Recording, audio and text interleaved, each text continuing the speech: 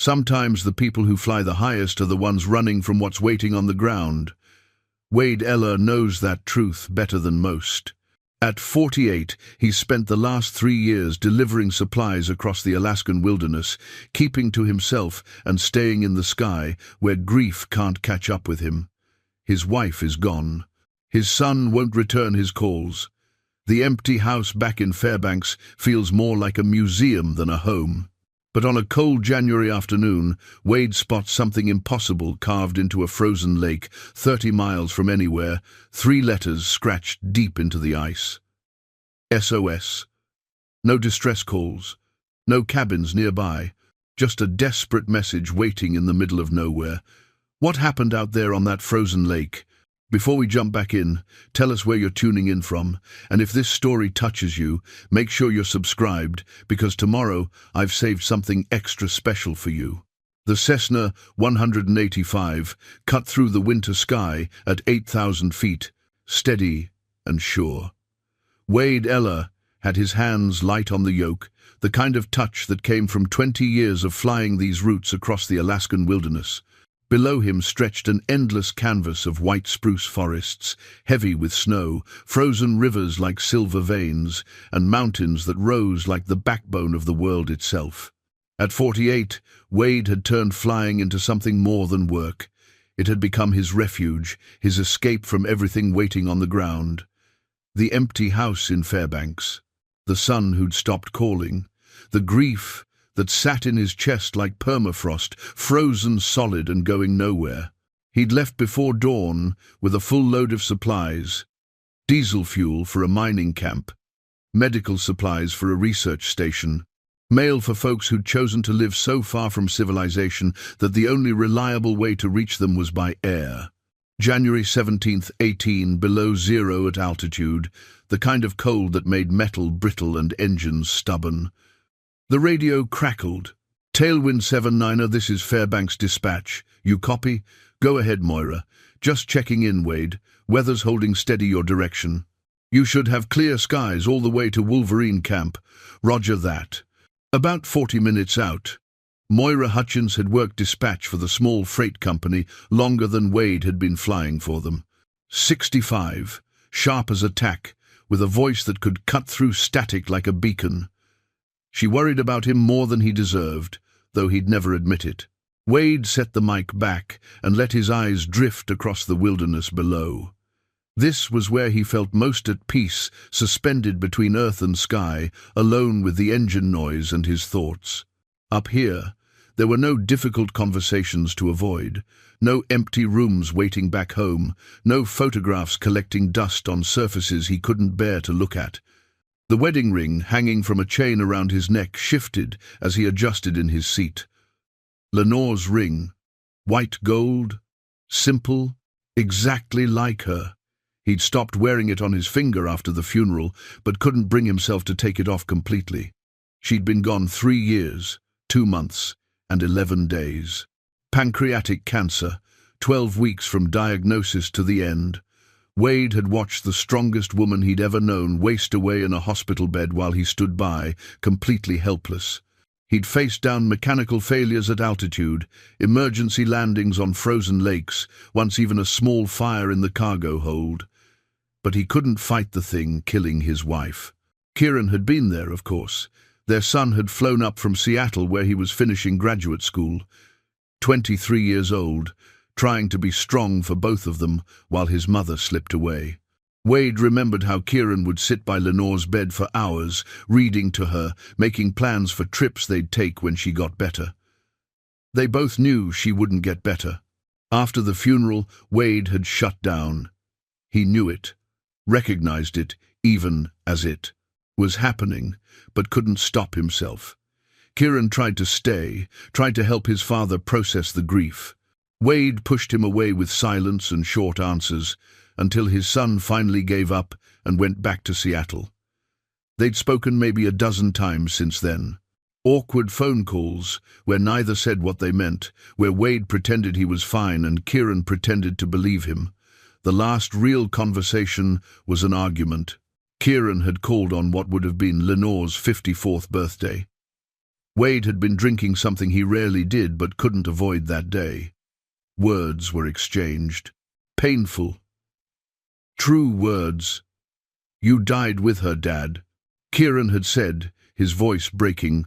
"I lost both of you that day, but at least Mum didn't have a choice."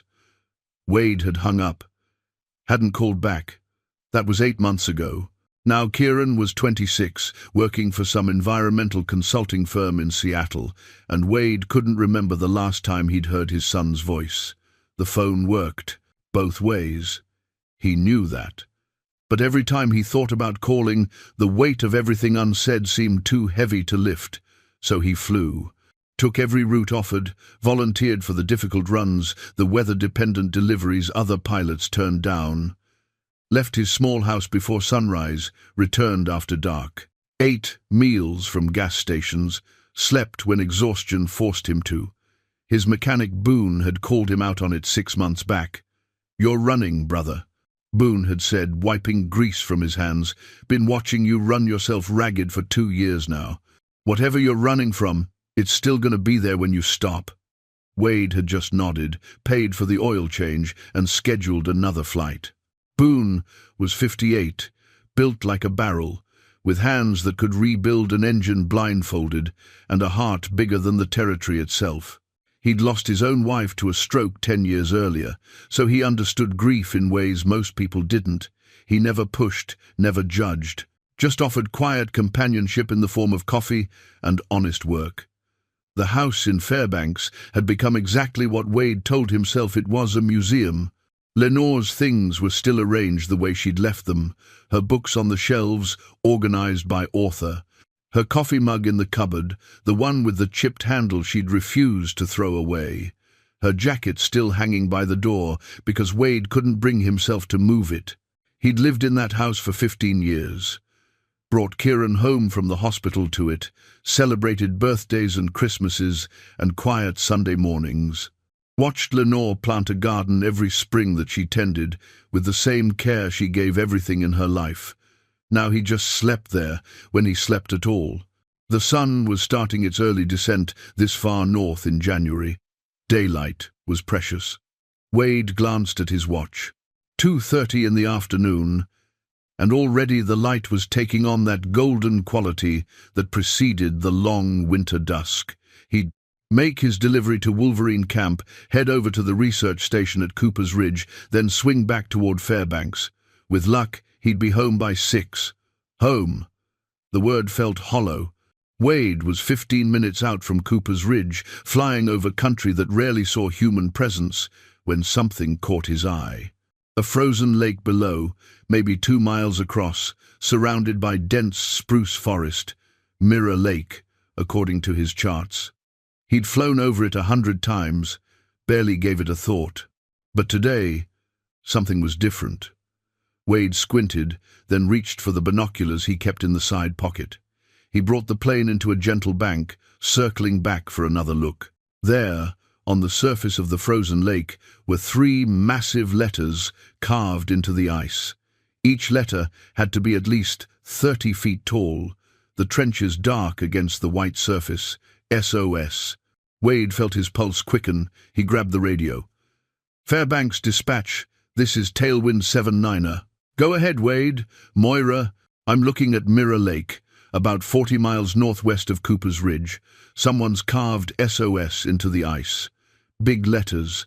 Had to take serious work. You have any distress calls on record for this area?" A pause. "Stand by." Another pause. "Tailwind 79er. Negative on distress calls. Nothing on record for that area in the past 6 months. You sure about what you're seeing?" "Positive." 3 letters, each about 30 feet tall, carved into the center of Mirror Lake. Someone went to a lot of trouble to make this visible from the air. Wade kept circling, studying the scene below. The letters were crude but clear, obviously carved with desperate intent. He scanned the surrounding forest and shoreline, looking for any sign of a camp, a downed plane, anything. Nothing. Just endless white forest and the message carved in ice. "Copy that. I'll contact search and rescue, get someone out there to investigate." Wade checked his fuel. He had enough for a detour, but landing on an unknown, the frozen lake in fading light was risky. Protocol said to mark the coordinates, report it, and let the professionals handle it. But he kept circling, studying the ice below. Whoever had carved that message was either still out there waiting for help, or had been waiting and given up. Or worse, he thought about his delivery schedule, thought about protocol, thought about the safe, sensible choice. Then he thought about someone desperate enough to carve 30-foot letters in ice with whatever tools they could find, hoping that anyone might see it and care enough to check. Moira, I'm going to take a look, going to set down and do a quick survey. Wade, you sure that's wise? Lights fading, and you don't know how stable that ice is. I'll be careful. Keep this frequency open. Roger. Be safe, Wade. Wade descended, making 2 low passes over the lake to check the ice conditions and look for visible hazards. The surface appeared solid, no obvious cracks or pressure ridges.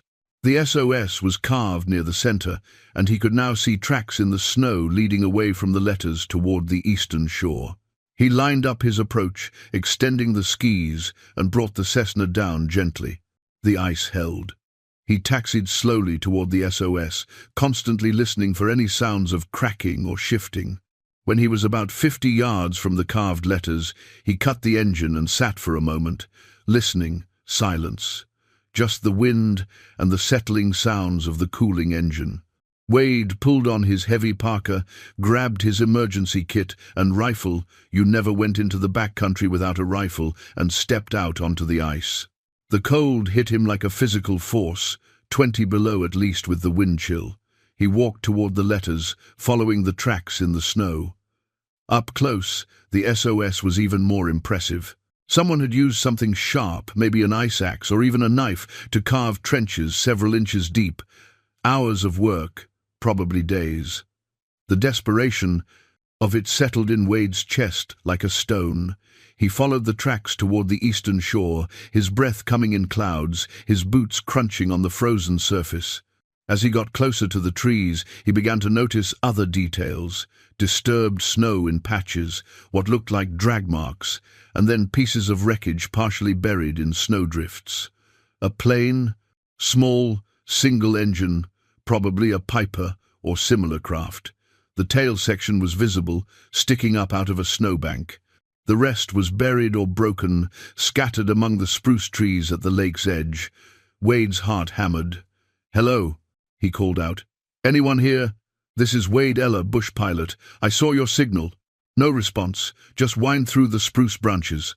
He approached the wreckage carefully, rifle ready but not aimed. "Hello, can anyone hear me?" Then, faint but unmistakable, a voice. "Here, we're here." Wade moved faster, pushing through the snow toward the voice. Behind a fallen spruce tree, partially sheltered by a makeshift lean-to of branches and torn fabric, he found them. 3 people. A woman, maybe mid-30s, her face raw with frostbite but her eyes alert and focused. An elderly man with a splinted leg, his face grey with pain. An elderly woman wrapped in layers of fabric and sleeping bags, shivering despite the insulation. The younger woman looked at Wade with an expression that mixed disbelief, relief, and something close to awe. "You came," she whispered. "You actually came." Wade dropped to his knees beside them, already assessing their conditions with the practiced eye of someone who'd done emergency medical training. "How long have you been out here?" 3 weeks, the woman said. 3 weeks tomorrow. We'd almost given up. Wade pulled out his radio. "Moira, I've got survivors. 3 of them. I'm going to need medical evac, but they need immediate attention. Stand by for coordinates and conditions." The younger woman's name was Natasha Cord, 35, a wildlife biologist, from Anchorage. The elderly couple were Perry and Constance Whitmore, 71 and 68, respectively. Perry had the broken leg, a compound fracture that had been set as well as could be managed with sticks and duct tape. Constance had pneumonia. Wade could hear it in her breathing, wet and labored. "We need to get you out of here." Wade said, pulling emergency blankets from his kit. My plane's on the ice. Can you walk? Natasha nodded. I can. Perry might manage with support. Constance. She looked at the older woman with obvious concern. She's been getting worse the last few days. Wade wrapped the emergency blanket around Constance's shoulders. She opened her eyes, pale blue and rheumy with fever, and managed a small smile. You're real, she said, her voice barely above a whisper. Perry said someone would come. I was starting to think we'd dreamed you up. I'm real, Wade assured her, and I'm getting you home. As Wade worked, something inside him, something that had been frozen solid for 3 years, began, ever so slightly, to thaw. Wade radioed Moira with a full situation report while doing quick medical assessments. Frostbite on all 3, various stages of severity. Dehydration, despite their attempts to melt snow. Malnutrition, they'd been rationing whatever food they'd salvaged from the crash. Perry's leg was infected, the skin around the splint hot to the touch. Constance's fever had to be running at least 103. Search and rescue is mobilizing, Moira reported, but they're looking at 90 minutes minimum to get a helicopter to your location. Weather's moving in from the west. Wade looked at the darkening sky. 90 minutes might be too long, especially for Constance. I can fly them out myself. I'll take the most critical first. Come back for the others. Wade, that's 3 trips in deteriorating conditions. I know what it is, Moira. I also know what it means to wait 90 minutes when you've already waited 3 weeks. Pause. Your call, pilot. Be careful. Wade turned to the group. Help me get Constance to the plane. We'll take her first, and you're coming with us, Natasha. Perry. I know you want to stay together, but your wife needs immediate medical attention. I'll be back for you within the hour. I promise. Perry gripped Wade's arm with surprising strength. You better be, son. I didn't keep that woman alive for 3 weeks just to lose her now. You have my word. Getting Constance to the plane took 20 minutes. She couldn't walk, so Wade fashioned a makeshift stretcher from branches and fabric. He and Natasha dragged it carefully across the ice. Every few minutes, Wade stopped to check the surface, listening for any sounds of stress or cracking. The ice held, but the sky was definitely darkening, clouds moving in from the west like a grey curtain. They got Constance secured in the back of the Cessna, wrapped in every blanket Wade could spare. Natasha climbed into the co-pilot's seat, and Wade ran through his pre-flight check faster than usual, but no less thoroughly. You know how to fly? Wade asked, as he taxied away from the shore.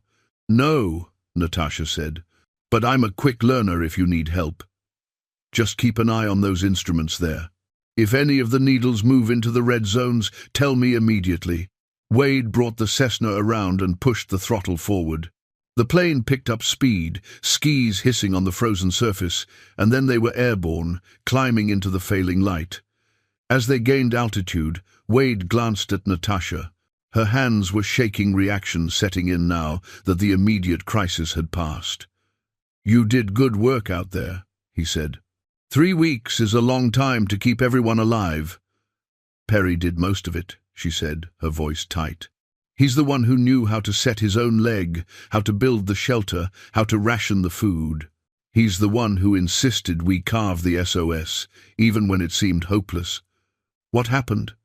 How'd you end? Up, out there. Natasha was quiet for a moment, staring out at the wilderness below. I was flying the Whitmores up to Beaver Creek. They wanted to visit their daughter before.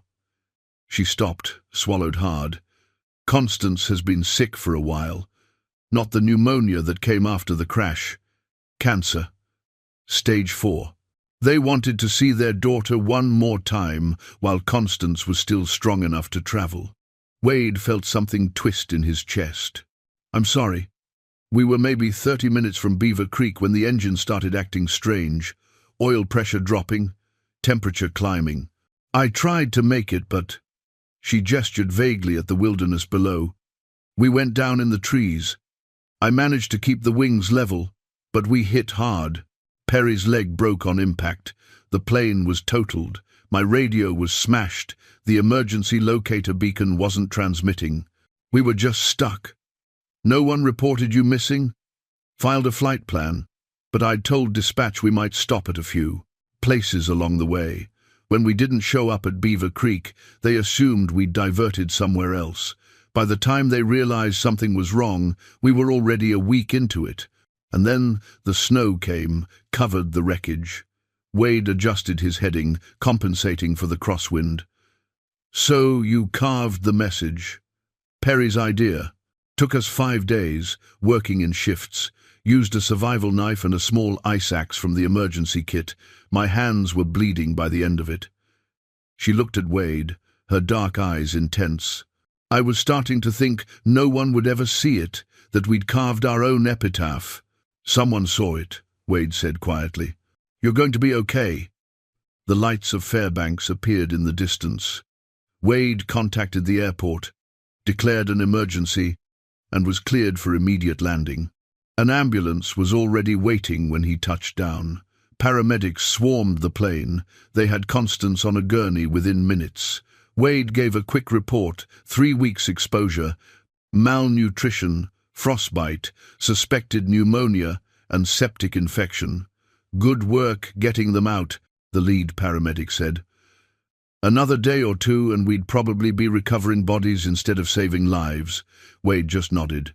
He was already thinking about Perry, still out there waiting, trusting a stranger to come back for him. Moira appeared from the operations office. Weather's getting worse, Wade. You sure you want to go back out? I gave my word. He could wait for the helicopter. He's been waiting for 3 weeks, Moira.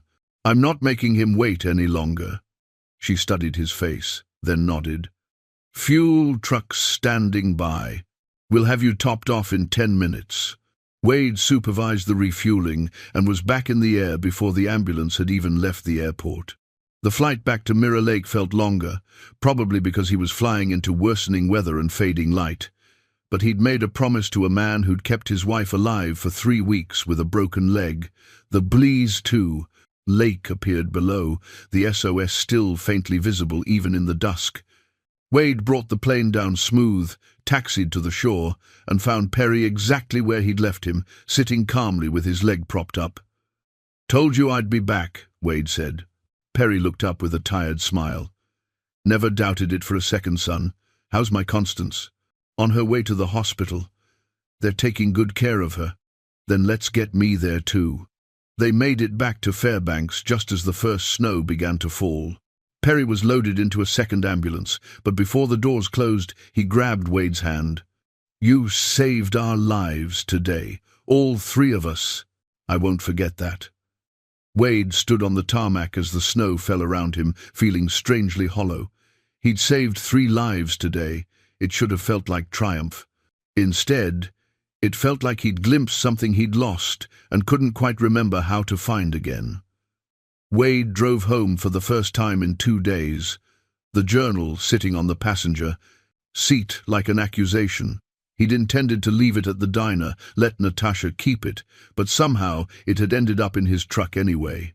His hands had reached for it without permission, his fingers closing around the worn cover before his brain could object. The house looked smaller than he remembered, though nothing about it had changed. Same blue siding, same sagging gutter he kept meaning to fix, same gravel driveway with weeds pushing through. He sat in the truck for a full minute before forcing himself to go inside. The air smelled stale, closed up. Wade opened a window despite the cold, needing the circulation more than the warmth. Lenore's jacket still hung by the door. Her reading glasses still sat on the side table next to her favorite chair. 3 years, and he'd changed nothing. Preserved everything like an exhibit, the life of Lenore Ellar, frozen in time. He made coffee that he didn't want and sat at the kitchen table that felt too big for one person. The journal sat in, the front of him, daring him to open it. Wade lasted about 10 minutes before curiosity won. He flipped past the early entries, practical notes about rationing food, building shelter, Perry's injury. Found an entry from day 12, written in what he now recognized as Constance's careful handwriting. Perry thinks I don't know how bad the infection is getting. He tries to hide the pain, but I've been married to this man for 46 years. I know every expression on his face, every sound he makes. The infection is spreading. We're running out of time. But he keeps insisting we're going to be fine, keeps working on that ridiculous SOS message, even though his hands are bleeding from the cold. I asked him why he bothers, and he said, "Because giving up means I failed you, and I've never failed you in 46 years. Not starting now. I don't deserve this man, but I'm grateful every day that I have him." Wade closed the journal, something tight forming in his chest. 46 years. Perry and Constance had 46 years together, and even facing death in the wilderness, Perry's only thought was keeping his promise to his wife. Wade and Lenore had 15 years, not nearly enough, but what had he done with them? He'd been a good husband, he thought, faithful, present, supportive, but had he told her every day how much she meant to him? Had he made every moment count? Or had he assumed they'd have more time, that there would always be tomorrow to say the important things? His phone buzzed. Text message from a number he hadn't seen in 8 months. Kieran. "Saw the news about the rescue. That was you, wasn't it? Pretty incredible, Dad." Wade stared at the screen, his thumb hovering over the keyboard. Every response he typed seemed wrong, too casual, too formal, too much like they hadn't spent 8 months not talking. Finally, he settled on something simple. "Yeah, it was me. Just happened to see their signal." The response came back within seconds. "Just happened to? Come on, Dad. You landed on an unknown frozen lake in bad weather and made multiple rescue flights. That's not luck. That's skill and courage." Something in Wade's throat tightened. When was the last time Kieran had called him courageous? When was the last time they'd had a conversation that felt real? "How are you doing?" Wade typed. "Work going okay?" "Work's fine. Busy season. We're doing environmental assessments for a major development project near Seattle. Long hours, but interesting." Wade tried to picture his son's life, an apartment somewhere in Seattle, maybe with a view of the water. Friends, routines, a whole existence Wade knew nothing about. When had that happened? When had his son become a stranger? "That's good. Glad you're keeping busy." A pause. Then, "Dad, I know things have been weird between us. After that call last spring." I shouldn't have said what I said. Wade's fingers trembled slightly over the keyboard. That call. When Kieran had accused him of dying along with Lenore, and Wade had been too drunk and too raw to do anything but hang up. "You weren't wrong," Wade typed, then deleted it. Started again. "We both said things we regret." Deleted that too. Finally settled on, "Water under the bridge, son. I'm just glad to hear from you. I've been thinking about coming up to Alaska for a visit. Maybe in a few weeks? I have some vacation time saved up, and it's been too long since I've seen the place." Wade read the message 3 times, his heart doing something complicated in his chest. Kieran wanted to visit. After 3 years of silence and distance and wounds that hadn't healed, his son wanted to come home. "I'd like that," Wade typed. "I'd really like that. Let me know when you're thinking, and I'll make sure I'm around." "Will do. And Dad, I'm proud of you. For the rescue." "Yeah, but also for still being out there doing what you love. Mom would be proud too." Wade had to set the phone down. His vision had blurred, and he didn't trust his hands. Mom would be proud too. When was the last time someone had invoked Lenore's name without it feeling like a knife? When was the last time thinking about her had brought something besides pain? He picked up the journal again, flipped to a different page. Natasha's handwriting this time, from day 17. "Perry asked me today why I never remarried after my divorce. I told him the truth. I was afraid. Afraid of failing again, afraid of being vulnerable, afraid of losing someone else. He just looked at me with those wise old eyes and said, 'Fear's a poor compass, young lady. It'll keep you safe, but it'll also keep you alone.' Safety and loneliness make cold bedmates. Then he went back to carving that damn SOS message, and I sat there thinking about all the ways I've chosen safety over connection for the last 2 years. All the invitations I've declined, all the people I've kept at arm's length, all the opportunities I've let pass, because being alone felt easier than risking hurt. Perry's right. I've been safe. I've also been miserable. Wade closed the journal and stood, walking to the window. Outside, the Alaskan afternoon was already fading into evening, the sun barely making it above the horizon before starting its descent. Short days this time of year, short days, long nights, and too much time alone with your thoughts. His phone buzzed again. Moira this time. Local news still wants that interview. They're persistent. Also, Perry Whitmore called the office looking for you. Says he wants to thank you in person when he's feeling stronger. Gave me his daughter's number in case you want to visit. Wade looked at Perry's daughter's number, then at the journal, then at the text from Kieran still glowing on his screen. 3 weeks ago his life had been simple: fly, sleep, repeat. Avoid complications. Avoid connections. Avoid anything that might require him to feel something. Now everything was complicated. Survivors who wanted to thank him, a son who wanted to visit, a biologist who'd seen through his defenses with uncomfortable accuracy, a journal full of other people's truths that reflected his own too clearly to ignore.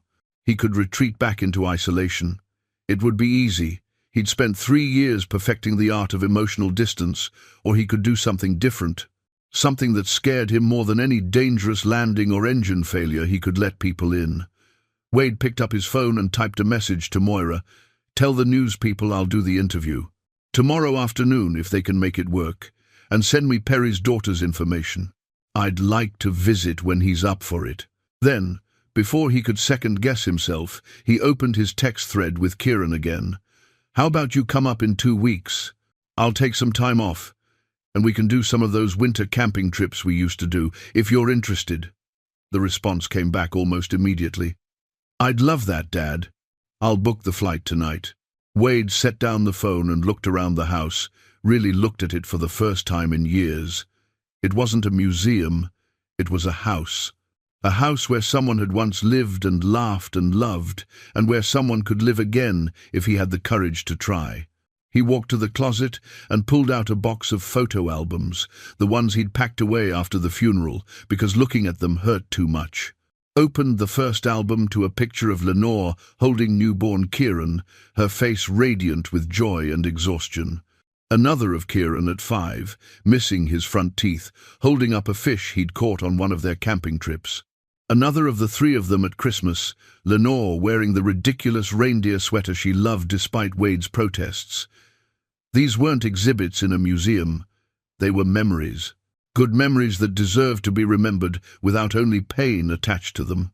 Wade spent the rest of the evening going through the albums, and for the first time in 3 years, he let himself smile at the pictures.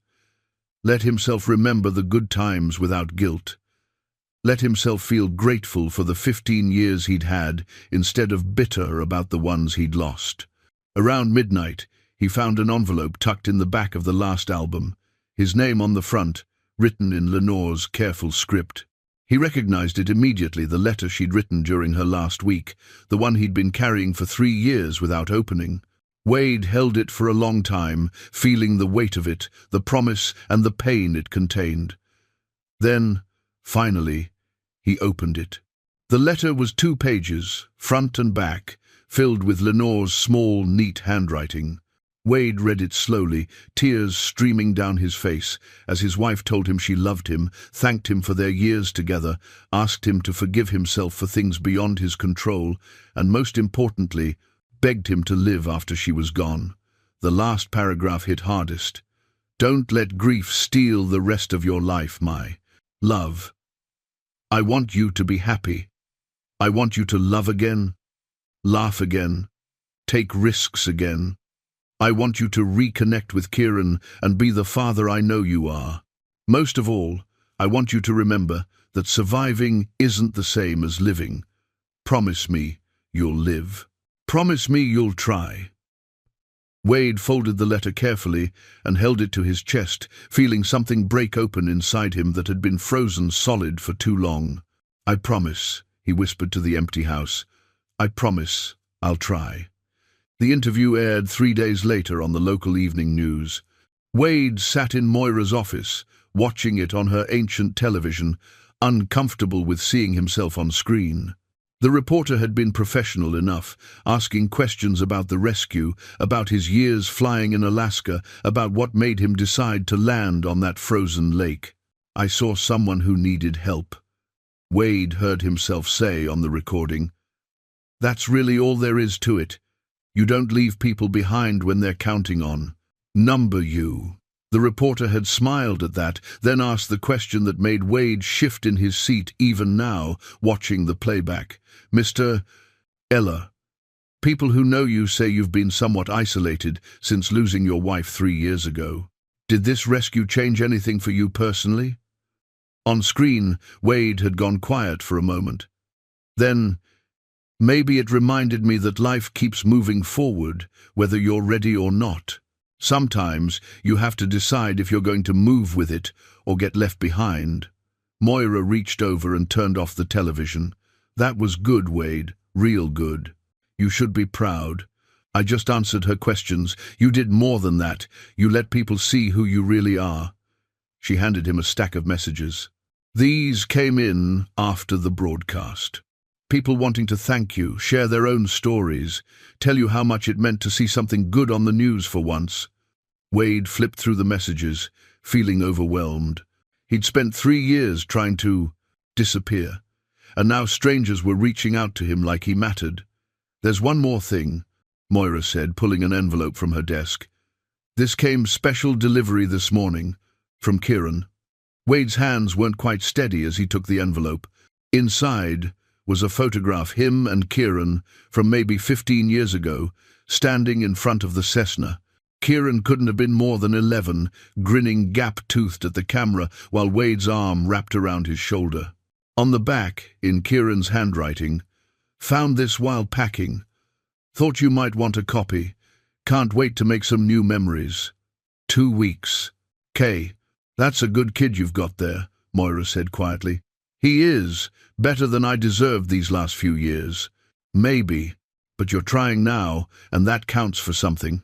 Wade tucked the photograph carefully into his wallet, next to his pilot's license. That evening, he drove to the hospital to visit Perry. The older man was sitting up in bed when Wade arrived, his injured leg elevated and wrapped in fresh bandages, but his color was better and his eyes were clear. "There's the man himself," Perry said, gesturing Wade into the room. Come in. Pull up a chair." Wade sat, suddenly unsure what to say. "How are you feeling?" "Like I got hit by a truck and then left in a freezer for 3 weeks, but the doctors tell me I'll live." Perry studied Wade's face. "You look tired, son. You sleeping okay?" "Well enough." "That's a lie, but I'll let it pass." Perry shifted in the bed, wincing slightly. "My daughter came up from Beaver Creek. Got to see Constance and me together for the first time in almost a year. You know what she said? She said she'd been afraid it would be the last time, that her mother wouldn't make it to Christmas. Now we're planning to spend the holidays together, all because you saw some letters in the ice. I was just in the right place at the right time." "Stop that," Perry said firmly. "Stop diminishing what you did. You made a choice that saved 3 lives, and that choice took courage. Own it."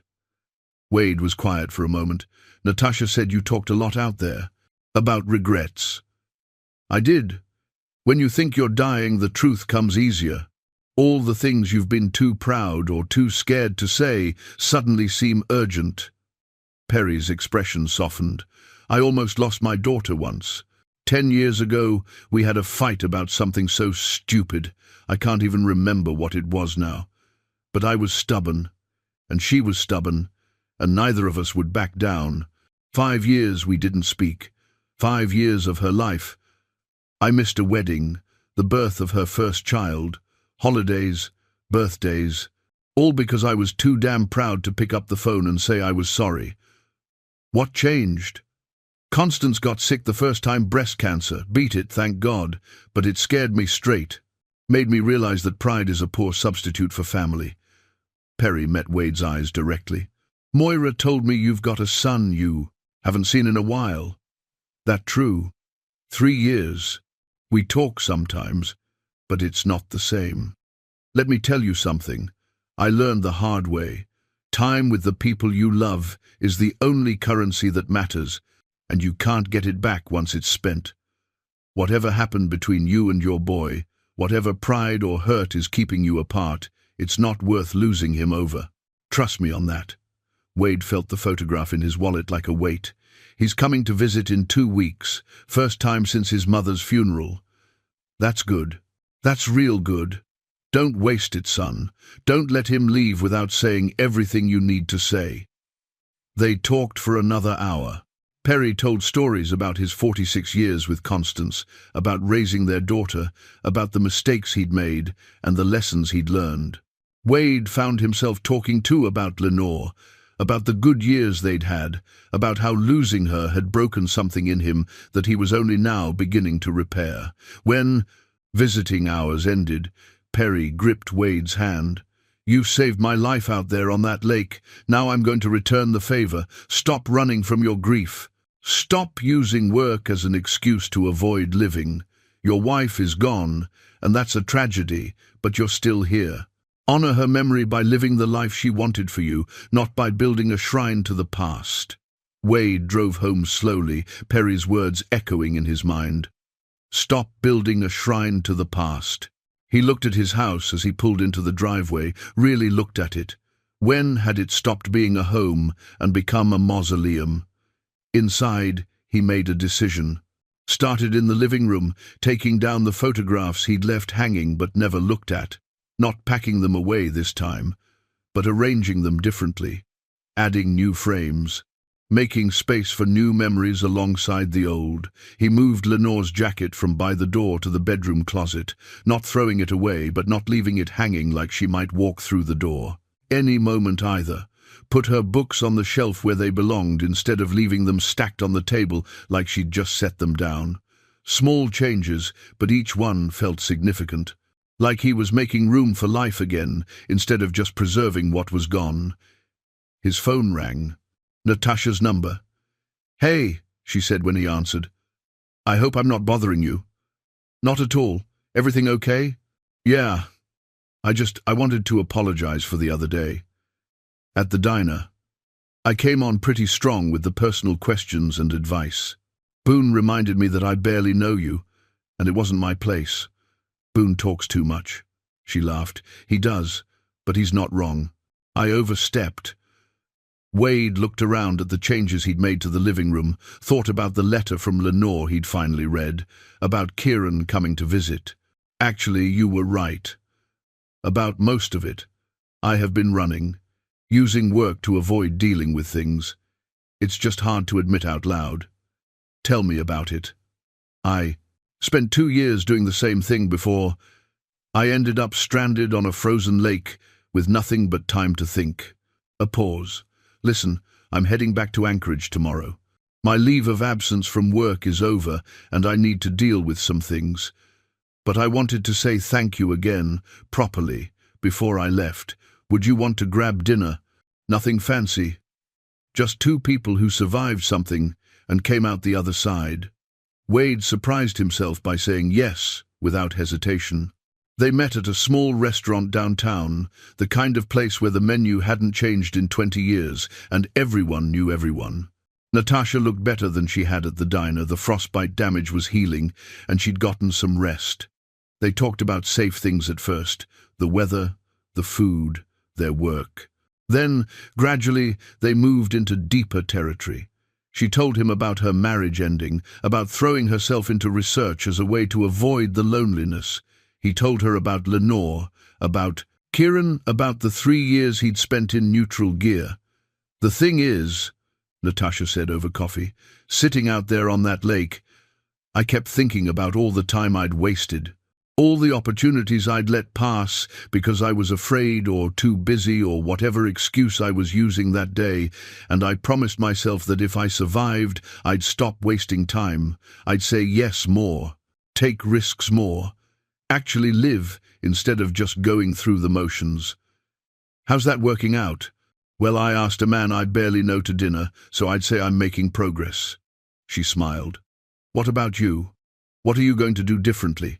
Wade thought about Kieran's upcoming visit, about the changes he'd made to the house, about Perry's words at the hospital. I'm going to stop building shrines and start building relationships. Starting with my son. That's good. That's really good, Wade. They walked out together into the cold night, and for the first time in 3 years, Wade felt like he was moving forward, instead of just treading water. The road ahead was uncertain, and the grief wasn't gone, probably never would be completely gone. But maybe Perry was right. Maybe survival wasn't enough. Maybe it was time to actually live again. Wade spent the next week preparing for Kieran's visit in ways both practical and emotional. He cleaned the house properly for the first time in months, opening windows despite the cold, washing sheets that had sat unused in the guest room, stocking the refrigerator with actual food instead of his usual bachelor staples of coffee and frozen dinners. But the real preparation happened in smaller, harder ways. He went through boxes in the garage, finding Kieran's old camping gear, his fishing rod, the compass Wade had given him on his 10th birthday. The brass was tarnished now, but the engraving was still clear. So, you'll always find your way home. Wade held the compass for a long time, remembering the day he'd given it to Kieran. They'd been planning a camping trip to Denali, and Lenore had teased Wade about being overprotective. He's 10 years old, not heading into uncharted territory, she'd said, laughing. But Wade had wanted his son to have something meaningful, something that said what he couldn't always put into words, that home wasn't just a place, it was people, and Wade would always be there to help his son find his way back, except he hadn't been there. Not when it mattered most. Not when Kieran needed a father who could function through grief instead of drowning in it. Wade set the compass on the kitchen table, where he'd see it every day until Kieran arrived, a reminder of promises he needed to keep. Work continued, though Wade found himself declining the longer routes, the multi-day trips that had become his refuge. Moira noticed but didn't comment, just scheduled him for day runs and smiled knowingly when he actually showed up at the office to do paperwork instead of avoiding it. 5 days before Kieran's arrival, Natasha called from Anchorage. She'd been back at work for a week, settling into her research again, but something in her voice sounded wrong. Wade, I need to tell you something. About the crash. What about it? I got the preliminary investigation report. The fuel line failure that caused us to go down, it wasn't an accident. Someone tampered with it. Wade sat down slowly. You're sure? The investigators found tool marks on the coupling, evidence of deliberate loosening.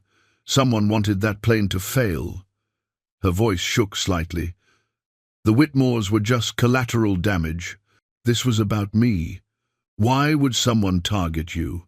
She was quiet for a moment. My research. I've been documenting environmental damage from a mining operation up near the Brooks Range. The company, North Point Mining, they've been pressuring me to alter my findings, make things look less severe than they are. I refused. Started making noise about going public with the real data. And they decided to silence you. Looks that way. The plane I was flying belonged to the research institute. Easy access for someone who knew what they were doing. She paused. Wade, I'm scared. If they were willing to sabotage a plane, what else are they willing to do? Have you gone to the police? The investigators are involving law enforcement, but these things take time. Meanwhile, I got an anonymous message yesterday, slipped under my hotel room door. It said some questions are better left unasked. Wade's protective instincts kicked in immediately. You need to get somewhere safe. I'm staying with friends, changing hotels every few days. But I wanted you to know, you're part of this now, whether you meant to be or not. If they find out you have the journal, The evidence of what happened out there. Let them come. I'm not afraid of corporate bullies. You should be. These people tried to kill me, Wade. They won't hesitate to hurt anyone who gets in their way. After they hung up, Wade sat in his kitchen, staring at the compass, thinking about risk and safety, about the life he'd been living versus the life Lenore had asked him to live in her letter. For 3 years, he'd taken the safe route, emotionally shut down, isolated, protected himself from any possibility of more pain. Now, life was asking if he had the courage to do something different, to stand up for someone who needed help, even if it meant putting himself at risk. He called Boone, explained the situation. The mechanic listened without interrupting, then said simply, "What do you need?" "I need to know if anyone's been asking questions about me, about the rescue, and I need someone watching my back. Consider it done. I've got friends who owe me favors. We'll keep eyes on your place, on your plane. Anyone comes sniffing around, we'll know about it." The next morning, Wade received a call from Perry. The older man had been released from the hospital and was staying with his daughter in Beaver Creek, but he'd heard about the investigation findings. "Son, Constance and I have been talking. We want to help. You've been through enough, Perry. You should focus on recovering. I spent 30 years as a federal prosecutor before I retired. I know how these operations work, how they try to intimidate witnesses, bury evidence, drag things out until people give up." Perry's voice was firm despite his recent ordeal. "I've still got contacts in law enforcement, people who can expedite investigations when corporate money tries to slow things down. Let me make some calls. I can't ask you to do that. You're not asking, I'm offering. Those people tried to kill my wife and me to cover up their crimes. I don't take kindly to that." Wade felt something shift in his chest, the realization that he wasn't alone in this. That people were willing to stand with him, to fight for what was right, even when it was dangerous. For 3 years, he'd isolated himself, convinced that needing people was a weakness. Now he was learning it might be the greatest strength. That afternoon, he drove out to the hangar to check on the Cessna. Boone was there with another man Wade didn't recognize, broad-shouldered, late 50s, with the careful eyes of someone who'd seen trouble before. "This is my friend Jasper," Boone said. "Former state trooper. He's going to help keep an eye on things." Jasper shook Wade's hand. "Boone tells me you've got some corporate types making threats. I've dealt with North Point Mining before. They're not good people, but they're predictable. We'll make sure they know you're not an easy target." Wade spent an hour going over security measures, keeping the plane locked in the hangar when not in use, varying his routes home, staying alert for surveillance. It felt surreal, like something from a movie rather than his actual life, but it was also clarifying. For the first time in years, he had something to fight for besides his own survival. That evening, Natasha called again. Perry's contacts came through. Federal investigators are opening a formal criminal investigation into North Point Mining. They want statements from all of us. That's good news. It also means we're officially witnesses in a federal case. These people are going to get desperate, Wade. Are you sure you want to be in the middle of this? Wade thought about Kieran coming to visit, about the life he was trying to rebuild, about Lenore's letter asking him to live fully. I'm sure some things are worth standing up for. After hanging up, Wade pulled out a box from the hall closet. Inside were letters he'd written to Kieran over the years, but never sent apologies, explanations, declarations of love that he'd been too afraid or too proud to share. He read through them now, seeing his own pain and regret spelled out in ink. Then he started a new letter. Not an apology this time, but a promise. A promise to be the father Kieran deserved, to be present and engaged, to stop hiding behind work and grief. A promise to show his son that it was never too late to change, to grow, to become better than you were. He was sealing the envelope when his phone rang. Unknown number. "Mr. Eller?" A man's voice, cold and professional. "This is a courtesy call. The situation with Miss Cord is a private business matter that doesn't concern you. We'd appreciate if you'd keep it that way." "And if I don't?" then you might find that small aviation companies can experience all sorts of unfortunate complications, mechanical failures, insurance problems, accidents. A pause. You seem like a smart man. I'm sure you'll make the right choice. The line went dead. Wade sat holding the phone, anger replacing fear. They'd just made a critical mistake. They'd threatened not just him, but his livelihood, his ability to provide for himself and eventually help Kieran. The thing they didn't understand was that he'd already lost everything that mattered 3 years ago. He wasn't afraid of losing material things. He called Natasha. I don't want you getting hurt because of my research. Too late. I'm already involved, and I'm not backing down. He looked at the letter to Kieran sitting on the table. I spent 3 years being afraid of feeling, afraid of connecting, afraid of living. I'm done with that. These people want a fight. They've got one. You're crazy. Maybe. Or maybe I'm finally sane for the first time in years. After they hung up, Wade sat in his kitchen, surrounded by the changes he'd made, photos on the walls, Kieran's compass on the table, Lenore's letter tucked safely in a drawer. This was what mattered. Not safety or comfort or the careful preservation of a life half-lived. He picked up the compass, feeling its weight, reading the inscription again. So you'll always find your way home. He'd lost his way for 3 years. But he was finding it again, step by difficult step. And he wasn't going to let anyone, not grief, not fear, not corporate thugs, stop him from getting all the way back. The threatening call changed everything. Wade contacted Perry, who immediately activated his network of former colleagues in federal law enforcement. Within 48 hours, they had confirmation of what Natasha had suspected. North Point Mining had a history of silencing environmental opposition through intimidation, legal harassment, and in at least 2 other cases, suspected sabotage that had never been proven. They're careful, Perry explained over the phone. Always maintain plausible deniability. Use contractors who can't be traced back to the company directly. But they leave patterns, and patterns can be followed. Wade met with Natasha and Perry's daughter Linda at a secure location, a small cabin outside Fairbanks that belonged to Boone's family. Natasha looked exhausted, dark circles under her eyes, that spoke of sleepless nights and constant vigilance. I can't keep living like this, she said, wrapping her hands around a mug of coffee. Looking over my shoulder every minute, afraid to go home, wondering if every car behind me is following me. Then we go on offense, Wade said. Stop reacting and start acting. Linda, a sharp-eyed woman in her 40s who'd inherited her father's prosecutorial instincts, nodded. Dad's contacts have agreed to fast-track the investigation, but they need hard evidence.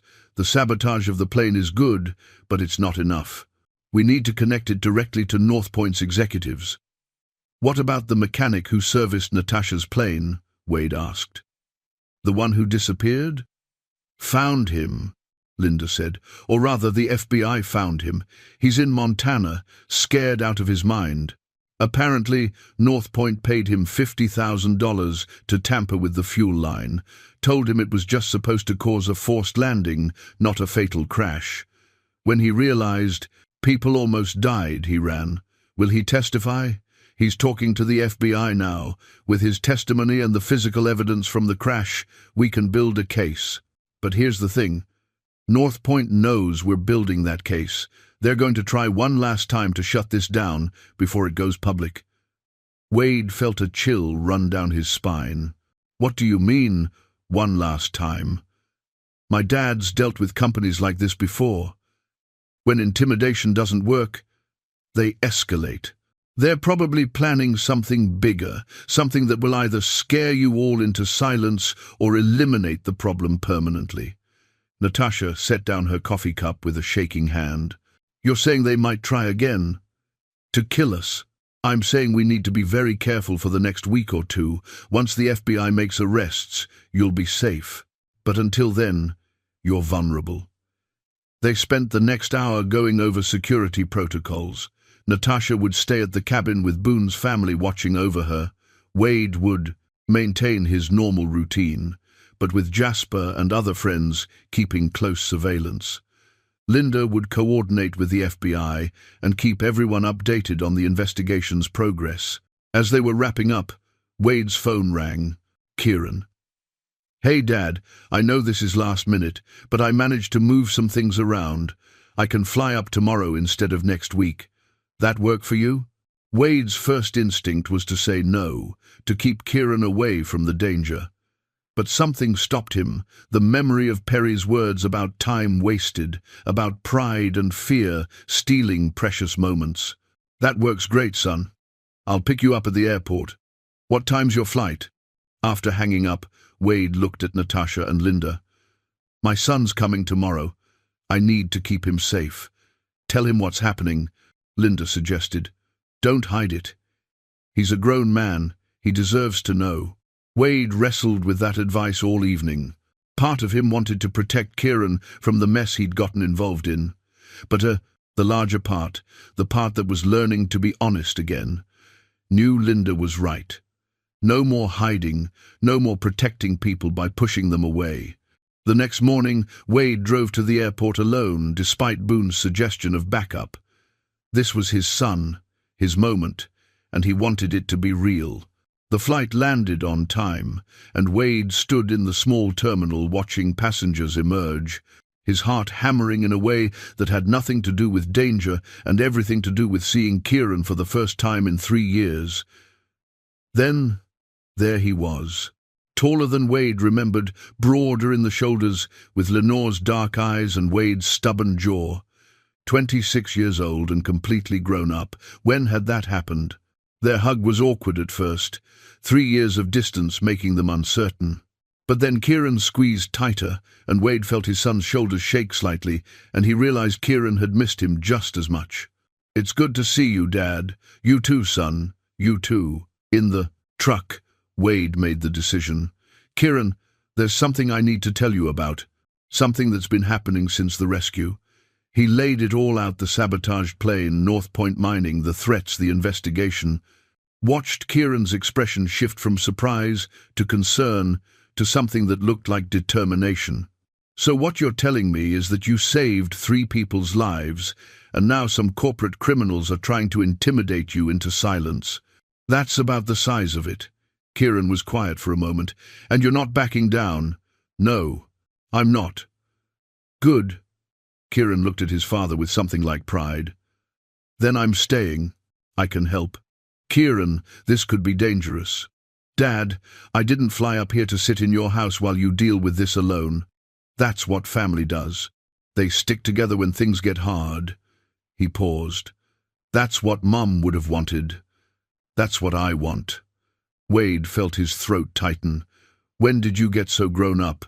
"Had to, eventually. You taught me how." They drove to Boone's hangar, where Wade wanted to check on the Cessna before heading home. Jasper was there, along with Boone and 2 other men Wade recognized from around the airfield, fellow pilots who'd heard about the situation and volunteered to help. "Your dad's got himself into some trouble," Boone said to Kieran, shaking his hand. "But he's also got friends. We look after our own up here." The show of solidarity moved Wade more than he could express. For 3 years, he'd isolated himself, convinced he didn't need anyone. Now people were rallying around him not because they had to, but because they wanted to. Because somewhere along the way, despite his best efforts to disappear, he'd built connections that mattered. They were discussing security arrangements when Linda called. "Wade, we've got a problem. The FBI just informed me that North Point executives are in Fairbanks. They flew in this morning. No stated business reason, and they're being cagey about their plans. That can't be coincidence." "It's not. They're here for something specific. The FBI is tracking them, but I wanted you to be aware. Whatever they're planning, it's happening soon." Wade looked at Kieran, at Boone and Jasper and the other pilots gathered in the hangar. "Let them come. I'm done hiding." That night, Wade and Kieran stayed at the house, but with Jasper parked down the street and Boone checking in every hour. Father and son sat in the living room, talking in a way they hadn't in years. Kieran asked about the rescue, about Perry and Constance and Natasha. Wade asked about Seattle, about Kieran's work, about the life his son had built. "I was angry at you for a long time," Kieran admitted. "After Mom died. The way you shut down, shut me out. I felt like I'd lost both parents that day." "You were right. You did lose both parents. I'm sorry for that, Kieran. Sorrier than I can say." "I know. But here's the thing. Dad, you're here now. You're trying. That counts for something." Kieran pulled out a small box. "I brought something for you. Found it in Mum's things when I was packing up her craft room last year." Inside was Lenore's wedding ring, the one Wade had given her, not the one he wore around his neck. The engagement ring with the small diamond that he'd saved for months to afford. "She wanted you to have it," Kieran said. "Left a note saying that when you were ready to move forward, this should be a reminder that she wanted you to be happy. That love doesn't end. It just changes form."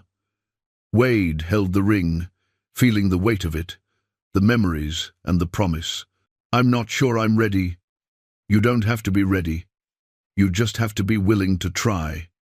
Kieran smiled. "Kind of like how you weren't ready to be a father when I was born, but you tried anyway. Turned out pretty good, I think." They talked late into the night about Lenore and grief and healing, about mistakes and forgiveness, about the future and second chances. When Kieran finally headed to bed, Wade sat alone in the living room holding his wife's ring, thinking about everything that had happened since he'd spotted those 3 letters carved into frozen ice. He'd thought the rescue was about saving other people. Now he was beginning to understand it had been about saving himself, about remembering that life still had meaning, that connection still mattered, that he still had something to offer the world beyond just going through the motions. Around 2 in the morning, Wade's phone buzzed. Text from Natasha: "Linda just called. FBI lost track of the North Point executives. They slipped surveillance. Be careful." Wade looked out the window at Jasper's car, still parked and watching, checked the locks on the doors, picked up Lenore's ring and Kieran's compass and held them both, these artifacts of love and family and promises kept and broken and maybe someday renewed. Whatever was coming, he was ready. Not because he wasn't afraid, but because he'd finally found something worth being afraid for, worth fighting for, worth living for. The night stayed quiet, but Wade didn't sleep. He kept watch over his house, his son, his second chance at the life he'd almost thrown away. Morning came grey and cold, the kind of January dawn that barely qualified as daylight. Wade had managed maybe an hour of sleep in the chair by the window, Lenore's ring still clutched in his palm. Kieran found him there, immediately understanding without asking. "They didn't come. Not yet. But they will." Wade stood, working the stiffness from his shoulders. "Coffee?" They made breakfast together in the small kitchen, a domestic scene that felt both familiar and strange after 3 years of absence. Kieran moved around the space like he'd never left, knowing where the mugs were kept, how Wade took his coffee. Small things, but they mattered. "What's the plan?" Kieran asked, scrambling eggs while Wade worked the coffee maker. "Honestly, I don't. No. Wait for the FBI to make their arrests, I guess. Try not to let these people intimidate us into silence. That's not really a plan, Dad. That's just hoping things work out." Wade smiled despite the tension. "When did you get so practical?" "Mom. She always said hope was fine, but planning was better." Kieran plated the eggs. "So, let's make an actual plan. What's the endgame here?" They sat at the kitchen table, the same table where Wade had read Lenore's letter, where he'd gone through the journal from the crash. Kieran pulled out his laptop and started making notes. "Okay. So the FBI needs evidence to arrest the North Point executives.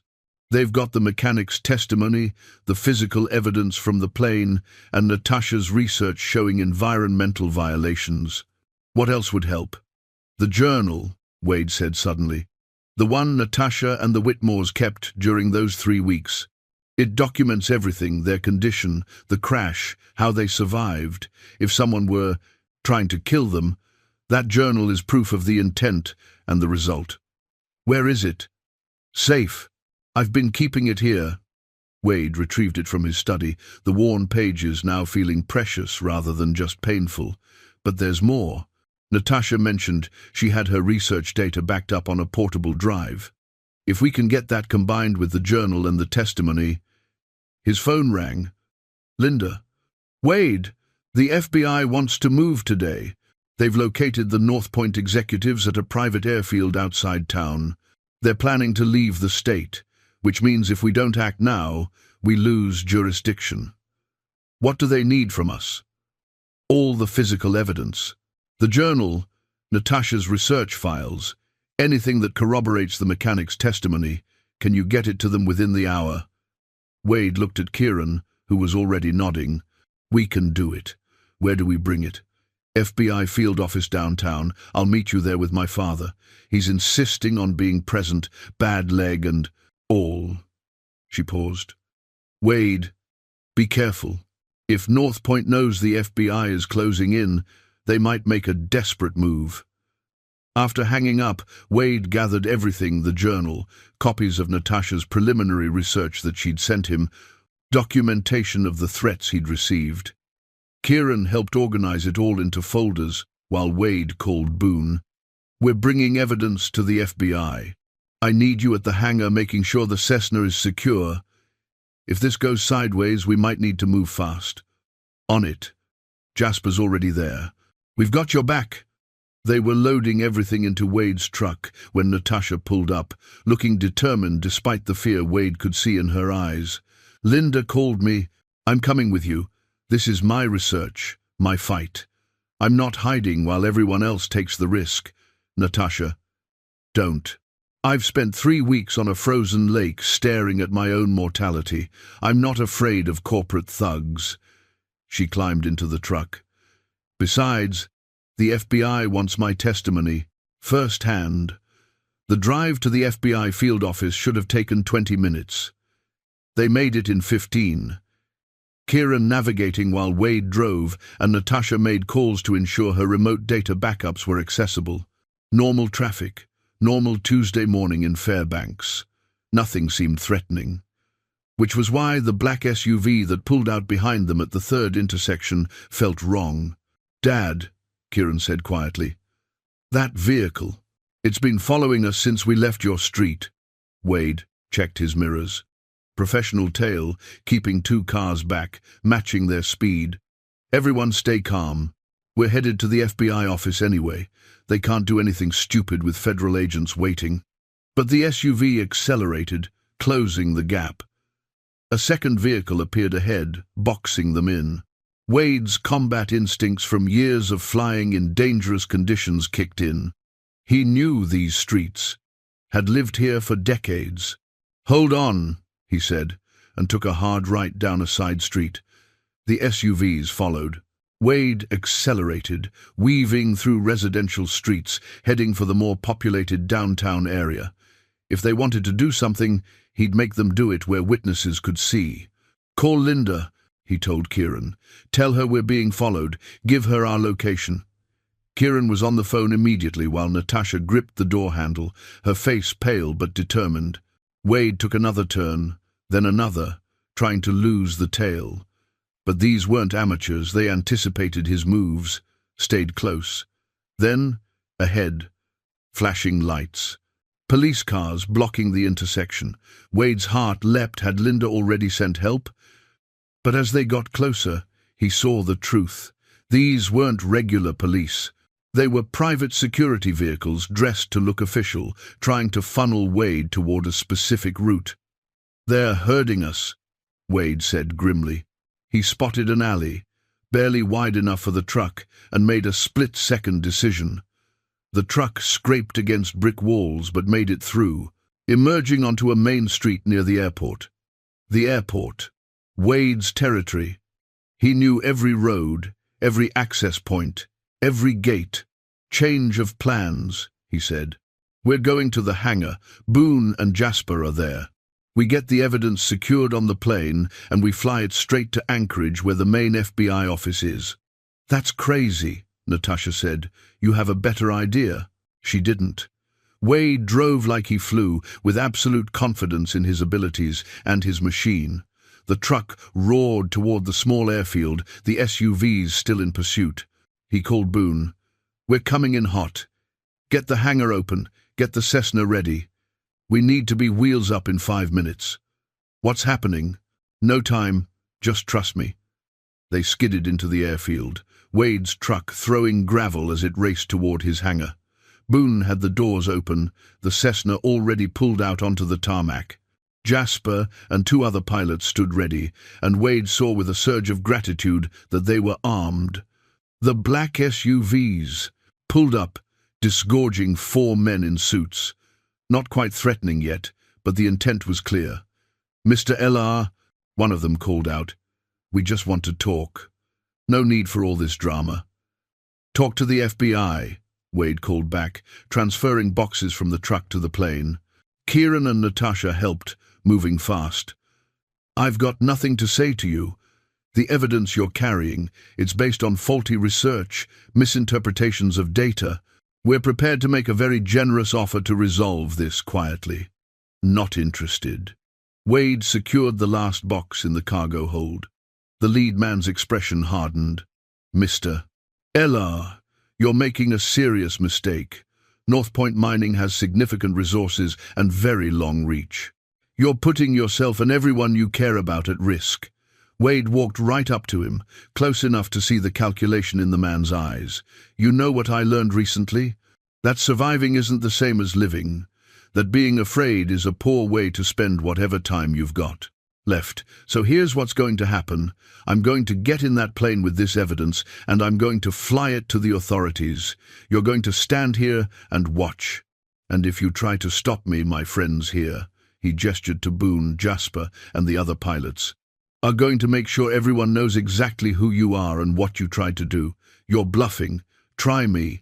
A standoff, tense and electric, then sirens. Real ones this time. Linda had called actual law enforcement, and 3 state trooper vehicles were pulling into the airfield. The North Point men retreated to their SUVs but didn't leave, clearly calculating their next move. Everyone in the plane, Wade ordered. Kieran, you're co-pilot. Natasha, strap in back. We're leaving now. I've never co-piloted before, Kieran protested. You're about to learn. Come on. They climbed aboard, Wade running through his pre-flight check at twice the normal speed. The engine caught, roared to life. He taxied toward the port runway, watching the SUVs in his peripheral vision. Tower, this is Tailwind 79er, requesting immediate departure clearance. Tailwind 79er, you're cleared for immediate departure.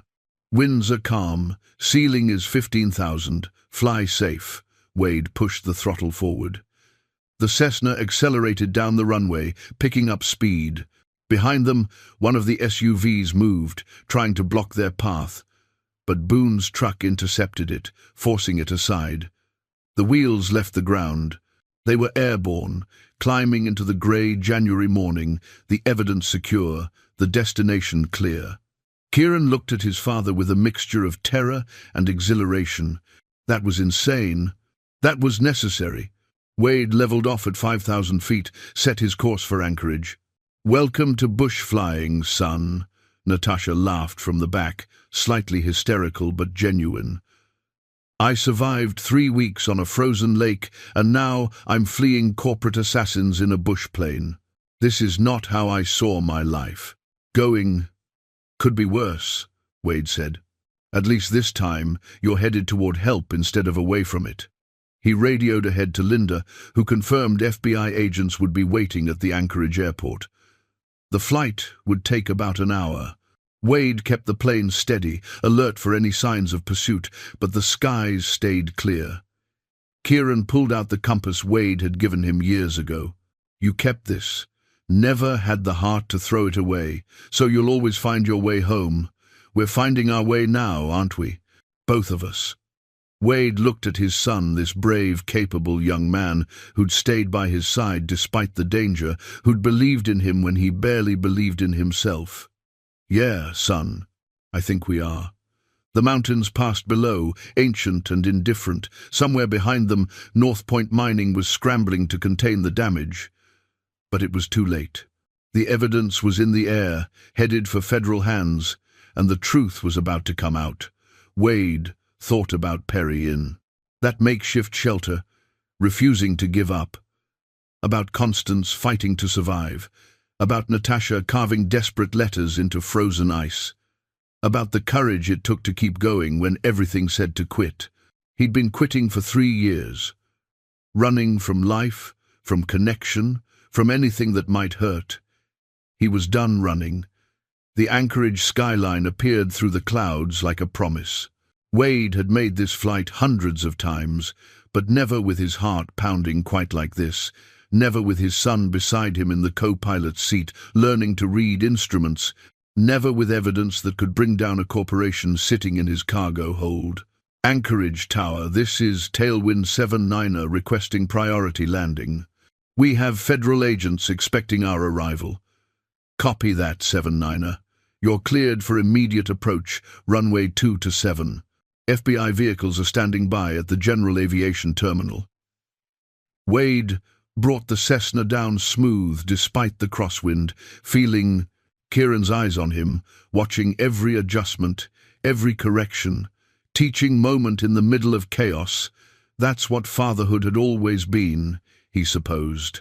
You did your best and hoped it was enough. The wheels touched down soft, and Wade taxied toward the terminal where he could see 3 black SUVs, these ones actually federal, with proper markings and agents in windbreakers standing ready. Linda was there too, Perry beside her in a wheelchair, his casted leg propped up. Constance stood behind them, wrapped in a heavy coat, looking frail but determined. Wade cut the engine and turned to Kieran. "That was good work up there. You've got natural instincts, learned from the best." Kieran's hand found Wade's shoulder, squeezed once. Everything they couldn't say yet, all the healing still needed, compressed into that single gesture. They climbed out into the cold afternoon. Federal agents moved forward immediately, hands extended. "Mr. Eller, Agent Morrison, FBI, we understand you. Have evidence related to the North Point Mining investigation. In the cargo hold. Journal documenting the crash survivors' experience, research data showing environmental violations, and documentation of threats made against witnesses." While agents secured the evidence, Wade walked over to Perry and Constance. The older man looked better than he had in the hospital, color in his face, clarity in his eyes, but the wheelchair was a stark reminder of what he'd endured. "You didn't have to come," Wade said. "The hell I didn't. These people tried to kill my wife. I'm going to look them in the eye when the FBI arrests them." Perry's jaw was set. "Besides, I wanted to see this through. Wanted to thank you properly, face to face, for what you did. You already thanked me. That was for saving our lives. This is for showing me that courage looks like standing up when it's easier to walk away." Perry gripped Wade's hand. "You're a good man, Wade Eller. Don't ever doubt that." Constance leaned forward, her voice soft but fierce. "What Perry's trying to say is, you gave us back our future. We're going to spend Christmas with our daughter, watch our grandchildren grow up, grow old together, because you saw 3 letters in the ice and decided they mattered." Wade felt his throat tighten. "Anyone would have." "No," Natasha said, joining them. "Anyone wouldn't have. Most people would have reported it and moved on. You landed, you came back, you risked everything." She looked around at the gathered group, federal agents, survivors, friends. "You brought all of us together. That matters more than you know." Agent Morrison approached, holding the journal. "Mr. Eller, this documentation is extraordinary. Combined with the mechanic's testimony and the physical evidence from the crash, we have more than enough for arrests. The U.S. attorney is drawing up warrants now. How long? We'll move within the hour. North Point executives are still in Alaska, thinking they have time to cover their tracks. They don't. Morrison's expression was grim. What they did, sabotaging an aircraft, attempting murder, witness intimidation, we don't take that lightly. They're going to face serious prison time. Wade nodded, feeling something loosen in his chest. It was over. Or at least the dangerous part was over. Natasha would be safe. The truth would come out. Justice, maybe, had a chance. Kieran appeared at his elbow. "Dad, the agents want statements from all of us. They said it might take a few hours." "That's fine. We've got time." Wade looked at his son. Really looked at him. "Thank you for being here. For standing with me. Where else would I be? You're my father." Kieran's voice cracked slightly. "I wasted 3 years being angry instead of just being present. I'm not wasting any more time." They spent the next 3 hours in a conference room at the FBI field office, giving detailed statements. Wade described finding the survivors, the rescue flights, the P2, subsequent threats. Natasha walked through her research and the pressure she'd faced to falsify data. Perry provided context about corporate intimidation tactics and legal precedents. Even Constance gave testimony, her quiet dignity more powerful than any theatrics. Through it all, Wade kept thinking about the journey that had brought them here. 3 letters carved in ice. A desperate message that had saved more than just 3 lives. It had pulled Wade out of his own frozen wasteland, reminded him that connection mattered, that standing up for something was worth the risk. As the sun set over Anchorage, Agent Morrison returned with news. Arrests have been made. 4 North Point executives, including the CEO, plus 2 contractors involved in the sabotage. They're in custody. You're safe now. The relief in the room was palpable. Natasha sagged in her chair, tears streaming down her face. Perry pulled Constance close, his own eyes wet. Linda smiled. Victorious. Wade just felt tired. Good tired, the kind that came from fighting the right fight and winning. Kieran's hand found his shoulder again. "We did it, Dad." "Yeah, son, we did." They flew back to Fairbanks the next morning, the weight of danger finally lifted. Wade kept the plane steady through clear skies, while Kieran handled the radio communications, growing more confident with each exchange. In the back seat, Natasha dozed, the first real sleep she'd had in weeks. The landscape below was the same wilderness Wade had flown over for 20 years, but somehow it looked different now. Less like an escape and more like home. The white expanses, the dark spruce forests, the frozen rivers catching morning light, all of it felt like it belonged to him again, instead of being just scenery to pass through. "You thinking about Mom?" Kieran asked quietly, watching his father's face. Wade glanced at his son, surprised. "How'd you know?" "You get this look, peaceful but sad at the same time. I remember it from when I was a kid, before she got sick. You'd look at her across the dinner table with that exact expression. She'd be proud of you, of the man you've become. She'd be proud of you too, for not giving up, for fighting back." Kieran adjusted the heading slightly, hands steady on the controls. "Can I ask you something?" "Always. That night, the one we fought, when I said you died with her." Kieran's voice was tight. "Did I push you away, or were you already gone?" Wade was quiet for a long moment, the engine's hum filling the space between them. "You didn't push me away, son. I was already drowning, and I was too proud or too scared to let you throw me a lifeline.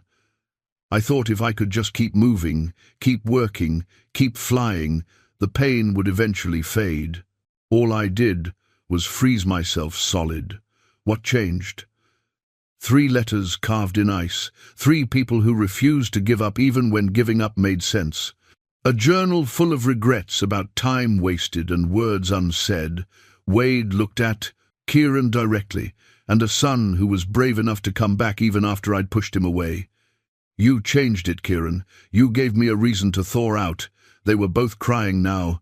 Wade's vision blurred, but his hands steady on the controls, because that's what 20 years of flying taught you.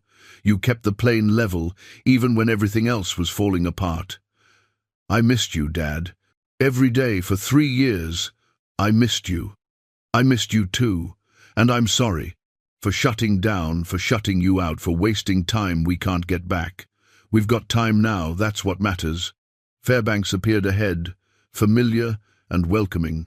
Wade radioed the tower, brought the Cessna down in a landing so smooth that Kieran barely felt the wheels touch. Boone was waiting at the hangar with Jasper, both men grinning like proud parents. "Heard you gave the FBI everything they needed," Boone said, pulling Wade into a bear hug. "Heard you flew like a madman to do it too. Just did what needed doing. That's becoming a habit with you. Good habit to have." Boone turned to Kieran. "Your old man's been a ghost for 3 years. Good to see him coming back to life." They spent the afternoon at the hangar, sharing the story with the other pilots who'd stood ready to help. The sense of community, of belonging, settled over Wade like a warm blanket. These people had his back. They always had, even when he'd been too isolated to notice. That evening, Wade and Kieran drove back to the house. The place that had felt like a museum for 3 years now just felt like a house lived in, real, full of possibility instead of just memories. "I was thinking," Kieran said as they pulled into the driveway, "maybe I could look for work up here. There are environmental firms in Anchorage. I could be closer." "If you want that." Wade's hands tightened on the steering wheel. "I want that more than you know." "Good, because I'm tired of being so far away. And honestly, after the last few days, I realize life's too short to live somewhere just because it's convenient. I want to be where family is." They made dinner together, something simple but filling. Over the meal, they talked about the future, Kieran's potential move, places he could live, work he could do. Wade found himself actually planning ahead for the first time in years, thinking about months and years instead of just the next flight. His phone rang. "Natasha." "Hey, just wanted to check in. See how you're both doing." "We're good. Really good, actually." "I'm glad. Listen, Perry and Constance are heading back to their daughter's place tomorrow, but they want to do a dinner tonight. All of us together. Can you make it?" Wade looked at Kieran, who was already nodding. "We'll be there." The restaurant was small and warm, the kind of place where everyone knew everyone. Perry and Constance were already seated when Wade and Kieran arrived, Linda with them. Natasha showed up moments later, looking more relaxed than Wade had ever seen her. They ordered food and told stories about the rescue, about the investigation, about narrow escapes and federal agents and justice finally served.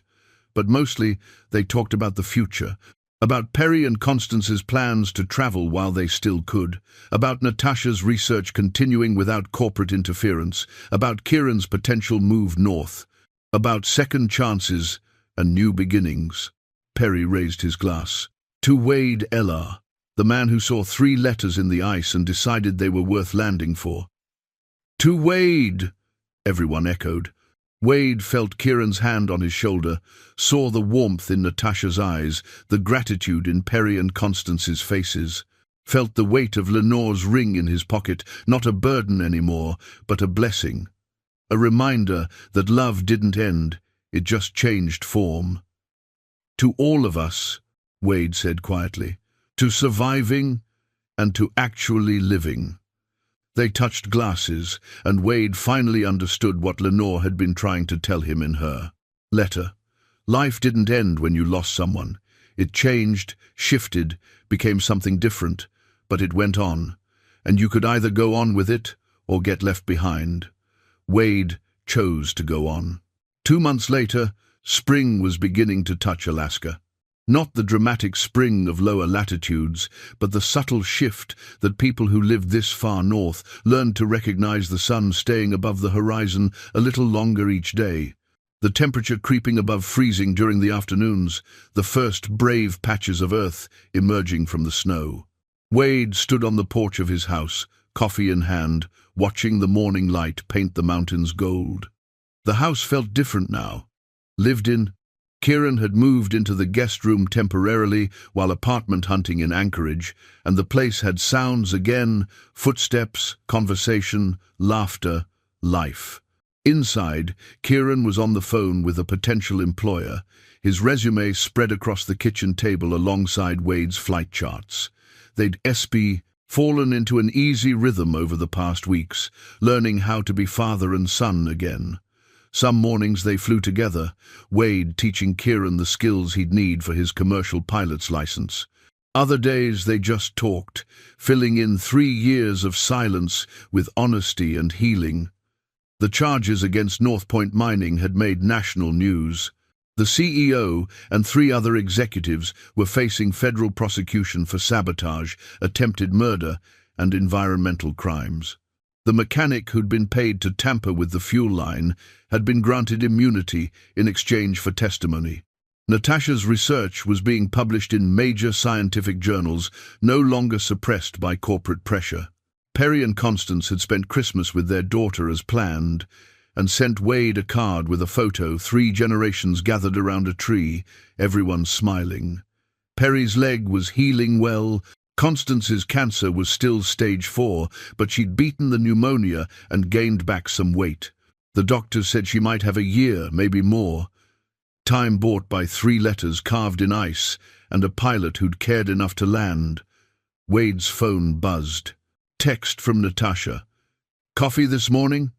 Have something to tell you." They'd been meeting for coffee every few weeks, a friendship that had grown from shared trauma into something genuine. She'd been offered a position at a research institute in Fairbanks, closer to her field sites and farther from the corporate politics of Anchorage. She was considering it. "Tell Natasha I said hi," Kieran called from inside. "Will do. I'll be back in an hour." Wade drove into town, the route familiar and comfortable. The streets he'd been driving for 20 years felt like they belonged to him again instead of being just paths between destinations. He noticed things now, the way Mrs. Chen always had her curtains open by 7, how the coffee shop on 3rd Street had replaced their sign, the fact that spring was actually coming despite the snow, still covering most surfaces. Natasha was already at their usual booth when he arrived, 2 cups of coffee waiting.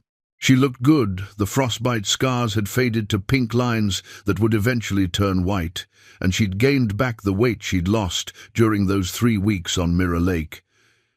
"You look happy," Wade said, sliding into the booth.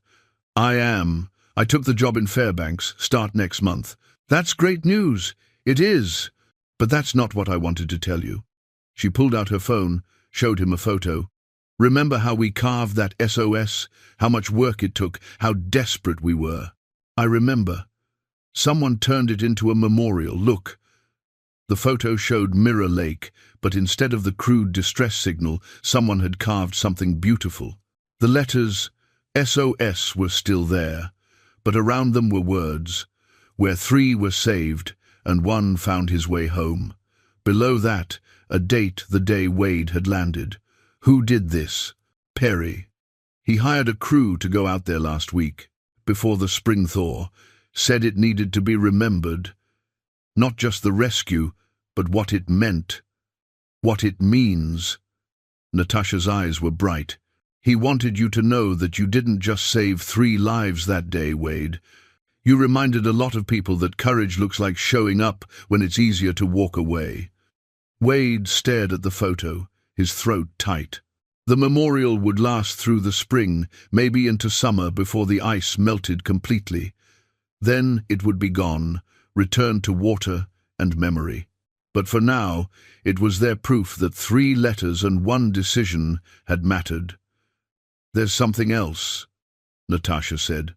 "The Research Institute wants to do a series on bush pilots who risk their lives for remote communities. They want to interview you, feature your story. I don't need to be featured, I know, but maybe other people need to hear it.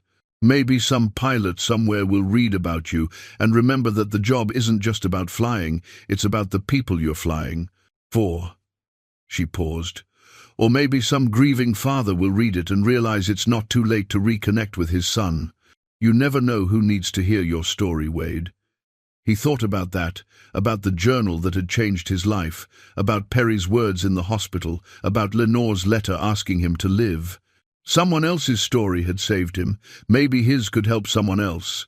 Okay, I'll do the interview. They talked for another hour, about her new job, about Kieran's apartment search, about the future in general terms. When Wade finally stood to leave, Natasha caught his hand. Thank you. For everything. For saving us, for standing up to North Point, for being brave enough to let people in again. Thank you. For seeing through my walls. For calling me on my isolation. We saved each other, I think.